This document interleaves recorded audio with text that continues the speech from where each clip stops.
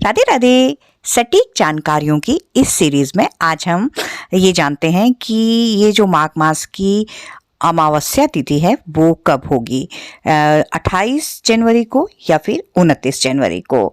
और इस अमावस्या को मौनी अमावस्या क्यों कहा जाता है और इस अमावस्या में पितरों के लिए दान आदि का इतना अधिक महत्व क्यों रहता है, और इस अमावस्या में गंगा स्नान का इतना महत्व क्यों है। तो आइए जानते हैं, इसी पर प्रकाश डालने की कोशिश करते हैं। हमारे हिंदू धर्मों में अमावस्या जो तिथि होती है बहुत ही पावन मानी गई है। अमावस्या की ये जो तिथि होती है ये हर महीने के कृष्ण पक्ष के 15वें दिन होती है और यही माघ मास के महीने में कृष्ण पक्ष को जो अमावस्या पड़ती है उसे मौनी अमावस्या कहा जाता है। इसे माघी अमावस्या भी कहते हैं। ये जो मौनी अमावस्या होती है इस अमावस्या तिथि के जो देवता होते हैं वो पितृ होते हैं। इसीलिए अमावस्या तिथि पर पितरों के निमित्त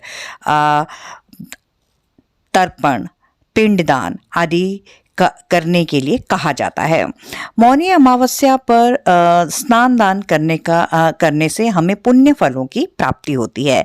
हमारे पंचांग के अनुसार इस साल मौनी अमावस्या की जो तिथि की जो शुरुआत होगी वो 28 जनवरी की शाम को 7:35 पर होगी और इस तिथि का जो समापन होगा वो अगले दिन 29 जनवरी की शाम को 6:05 पर हो जाएगा।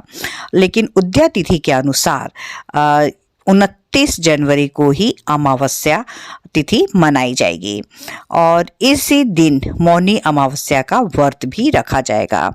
और जो ये महाकुंभ चल रहा है इस महाकुंभ में जो दूसरा अमृत स्नान भी इसी दिन किया जाएगा।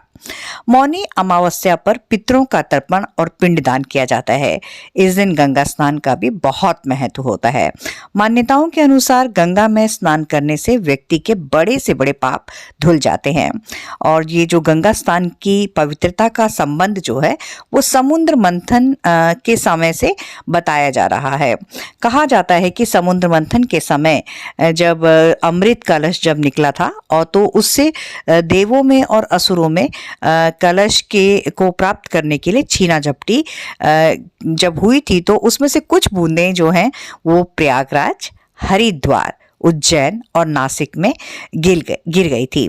इसी वजह से इन नदियों का ये जो जल है वो भी अमृत गिरने से पवित्र होकर अमृत समान हो गया था। यही कारण है कि त्योहारों पर, पूर्णिमा, अमावस्या जैसी तिथियों पर गंगा स्नान किया जाता है।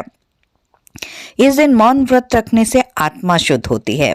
पितरों के निमित्त इस दिन तर्पण और पिंडदान करने से पितृ प्रसन्न होते हैं।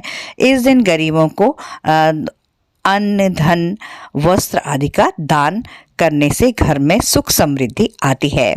इस दिन पीपल में अर्घ्य देकर परिक्रमा करनी चाहिए और दीपक जलाना चाहिए और इस दिन गरीबों को, जरूरतमंदों को, ब्राह्मणों को अन्न, धन, वस्त्र आदि का दान करना चाहिए। इससे हमारे पितृ हमें प्रसन्न होकर आशीर्वाद देते हैं और पितरों का हमारे जीवन में बहुत ही बड़ा प्रभाव रहता है और इसका जो ये जो पितरों की जो प्रोटेक्शन होती है वो हमारे बच्चों के लिए बहुत ज़्यादा इफ़ेक्ट डालती है बच्चों पर। जिस घर के कहा जाता है कि जिस घर में उसके पितृ जब वो हर्षित रहते हैं, प्रसन्न रहते हैं, तभी वहाँ पर उस घर के कुल देवता भी जागृत होते हैं। तो इसलिए पितरों का हमारे जीवन में बहुत अधिक प्रभाव रहता है।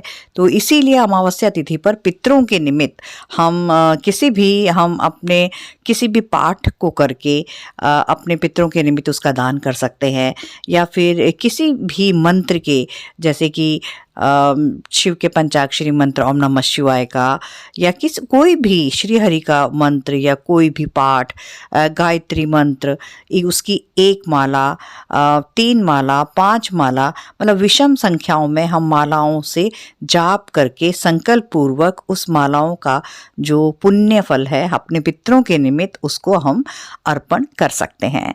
तो इस तरह हमें इस अमावस्या तिथि पर ये सब चीज़ें हमें ज़रूर करनी चाहिए चाहिए।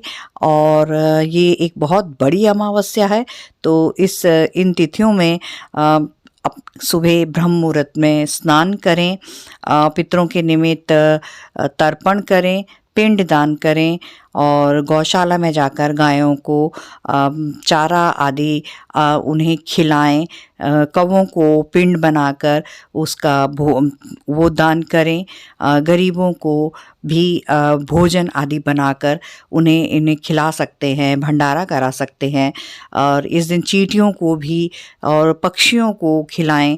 मतलब जितना ज़्यादा से ज़्यादा आप दान कर सकें, पुण्य कर सकें, तो ये आप अपने पुण्य कर्मों को बढ़ाते हैं और अपने पितरों का और अपने देवताओं का आशीर्वाद अपने जीवन में हमें मिलता है और हम अपने घर में सुख समृद्धि धन धान्य को बढ़ाते हुए कुशल जीवन को जीने की अपनी इच्छा को, अभिलाषा को पूर्ण करते हैं। Thank you. राधे राधे।